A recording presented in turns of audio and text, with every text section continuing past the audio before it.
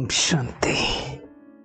Good morning. साकार मुरली 23 फरवरी 2023। बाबा का मीठा मीठा लेटर मीठे मीठे बच्चों के मीठे मंथन के लिए। मंथन शुरू करने से पहले सदगुरु बाप दादा की शांति भरी किरणों के नीचे बैठ जाते हैं और अनुभव करते हैं, मैं शांत स्वरूप आत्मा हूँ, शांति के सागर की संतान हूँ।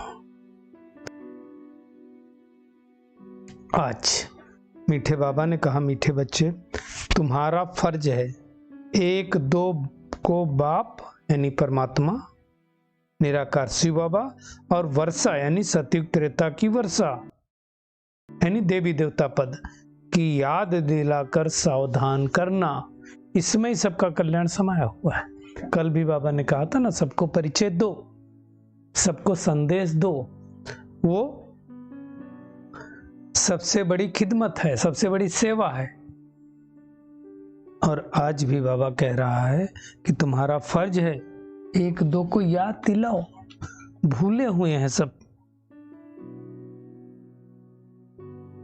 है ना। बाबा ने कहा दुनिया में खुश, कल कहा था ना, खुशखैरापात देते हैं, तुम्हारी खुशखैरापात है सबको बाबा का संदेश देना।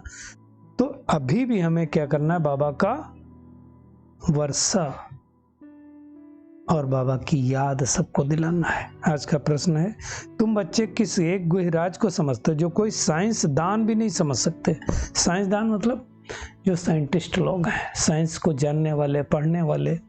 बाबा कहते हैं तुम समझते हो कि आत्मा अति सूक्ष्म स्टार है, पॉइंट ऑफ लाइट है, जो इन आंखों से दिखती भी नहीं है ना। हाइपोथैलेमस थैलेमस के बीच में रहती है, पिट्यूटरी ग्लैंड, पिनियल ग्लैंड, ये सब के बीच में सीट ऑफ सोल है ना। यहाँ से अगर दोनों आंखों के बीच से एक लाइन खींचे और सिर के बीच से एक लाइन खींचे तो दोनों के इंटरसेक्शन पॉइंट पे रहती है। ये वाली बातें साइंस वाले भी नहीं समझते हैं। बाबा कहते हैं उस आत्मा में ही सारे संस्कार भरे हुए हैं, वो आत्मा इस शरीर द्वारा अपना पार्ट बजा रही है। साइंसदान वाले भी नहीं समझते, बॉडी की बातें समझते हैं लेकिन आत्मा की बात नहीं समझते हैं।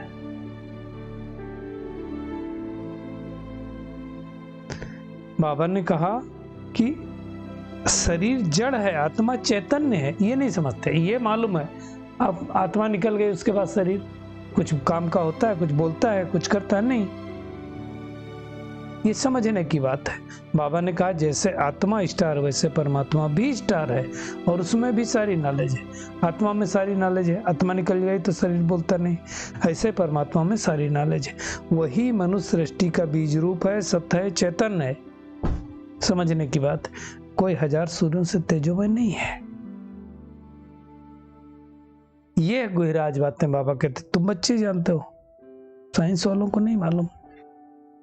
इसलिए तुम्हें आत्मा परमात्मा की पहचान उन साइंस वालों को भी देना है, उनको भी बताना है, उनको नहीं पता। ये समझने की बात है।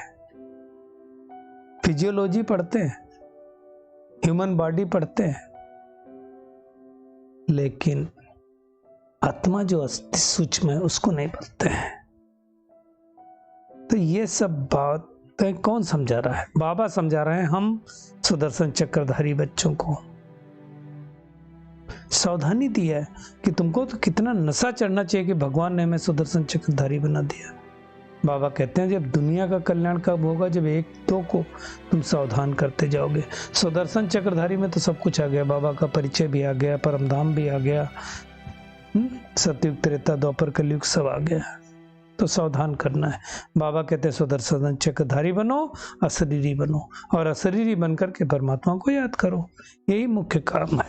और जितना याद करेंगे उतने तुम्हारी काया निरोगी बनती जाएगी। ये पुरुषार्थ है अभी का। बाबा ने कहा जब अंत में एकदम कर्मातीत अवस्था हो जाएगी तब निरोगी बनेंगे। अभी तो पुरुषार्थी है ना। ये सब बातें बाबा बैठ के समझाते हैं।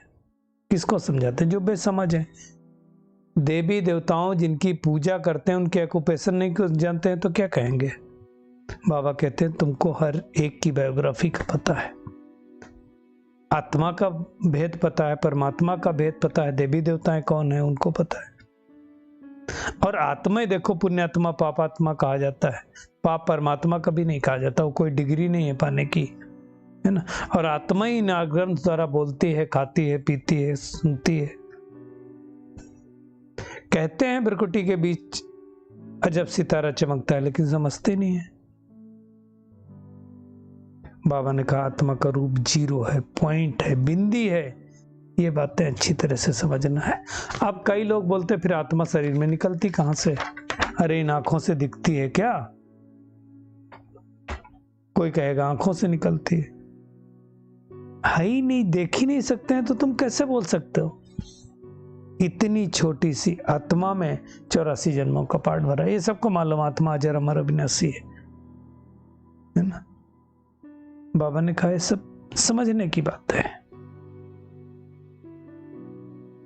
आत्मा कोई छोटी बड़ी नहीं होती, एक साइज बिंदु दिख नहीं सकता है, वैसे परमात्मा भी है।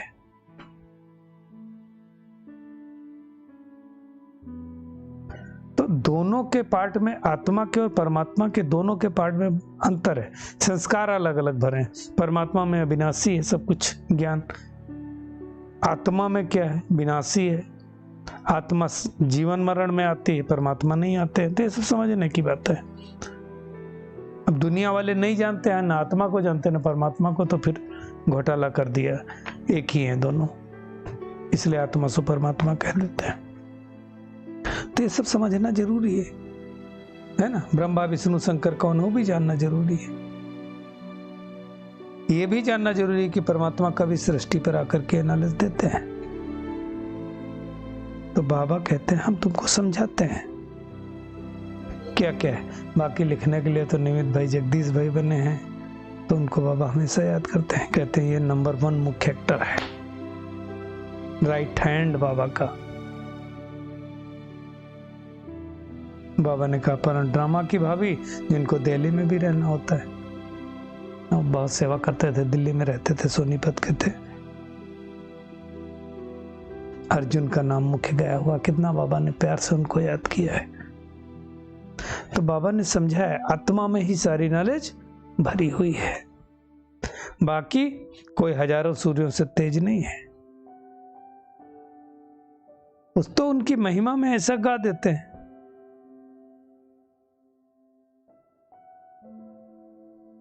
बाकी बाबा मतलब परमात्मा और आत्मा एक जैसे, ओभिष्टार है, वही सृष्टि का बीज रूप है, बेहद का बाप है, सत्य चेतन, उसमें सारी नॉलेज है, इसलिए कहा जाता है गॉड इज ट्रूथ।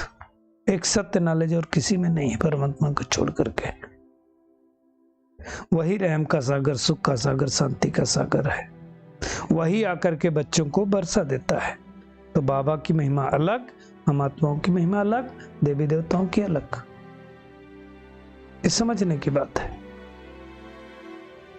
अब चूंकि है इतना छोटा, लेकिन पूजा कैसे करें, इसलिए शिवलिंग बना दिया, फिर उसके ऊपर दूध पानी सब कुछ चढ़ाते हैं। तो बाबा समझाता है, अच्छी तरह से समझो। हमारा घर निराकारी दुनिया, फिर मूल वतन, सूक्ष्म वतन, और फिर स्थूल वतन। निराकारी दुनिया मतलब मूल वतन। बाबा तो निराकारी दुनिया में रहता है। जब इस साकारी दुनिया में आता है तो ब्रह्मा का तन लेकर के ज्ञान सुनाता है। अब ये सब बहुत सूक्ष्म समझने की बातें हैं। बाबा कहता है आत्मा ही संस्कार लेकर के जाती है, आत्मा ही संस्कार लेकर के आती है। ये सब समझने की बात है। ब्रह्मा द्वारा ये नॉलेज समझाता है बाबा। फिर माताओं को संभालने के लिए सरस्वती जो ब्रह्मा की बेटी है, तो बाबा ने कहा 1-2 को सावधानी देते रहो, सुदर्शन चक्र फिराते रहो, कमाई ही कमाई है। फिर से आज बाबा ने कहा नींद को जीतने वाला बनना है, मतलब अमृत बेला उठ करके बड़े प्यार से सुदर्शन चक्र घुमाना है, बाबा को याद करना है। बाबा ने समझाया कि रात को जाग कर भी बाबा से बातें करो, ज्ञान सागर में डुबकी लगाओ। बाबा ने कहा एक जानवर होता है जो पानी में डुबकी लगाता है। डुबकी लगाना अर्थात विचार सागर मंथन करना है। बाबा जो मुरली समझाता है ना, उस पर सोचो, बार बार चिंतन चलाओ तो समझ में आएगा, है ना। कौन कौन सी पॉइंट्स पे कैसे समझना है, कैसे समझाना है। दुनिया के मनुष्य तो बिल्कुल जानते ही नहीं है। उनको समझाना है कि कैसे आदि सनातन देवी देवता धर्म की परमात्मा आकर के स्थापना कर रहा है।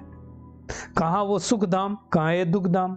तो ब्रह्मा की रात पूरी होने वाली है, दिन चालू होने वाला है। सब नॉलेज ब्रह्मा क्या करता था, सरस्वती क्या करती थी, सारी नॉलेज परमात्मा आकर के देता है। हाँ, ज्ञान का कलश सरस्वती को दिया हुआ है। ब्रह्मा के हस्त में सास दिखाते, माताओं को कलश दिखाते हैं।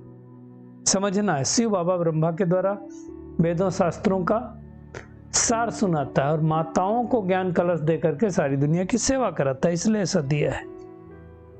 तो क्या करना आज का होमवर्क यही है कि 1-2 को परमात्मा की और वर्षे की याद दिलाना है। रात को जाग करके विचार सागर मंथन करना है। नींद को जीतने वाले बनना है। चलते फिरते उठते बैठते सुदर्शन चक्र फिराना है। बाप और वर्षे को याद करते रहना है।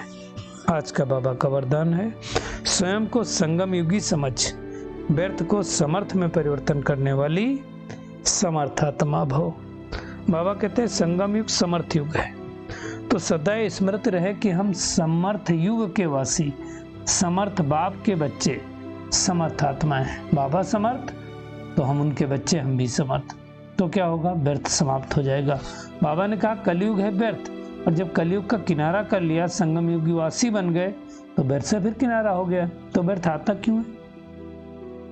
इसका मतलब व्यर्थ देखना सुनना अभी तक चालू है। बाबा ने कहा यदि सिर्फ समय की भी याद रहे कि संगम युग चल रहा है ना, तो समय प्रमाण कर्म स्वतः ही होंगे।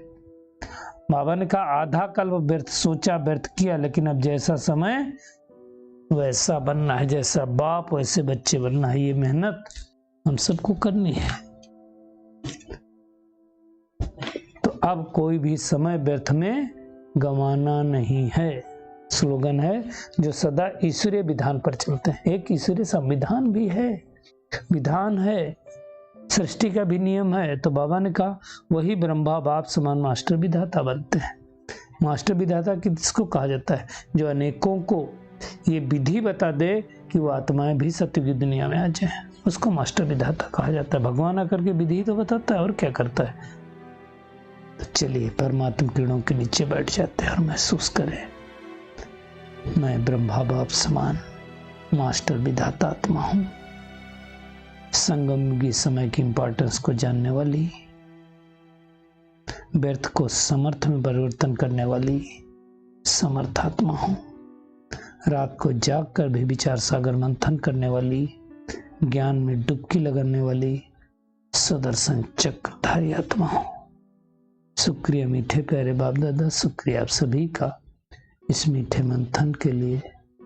ओम शांति।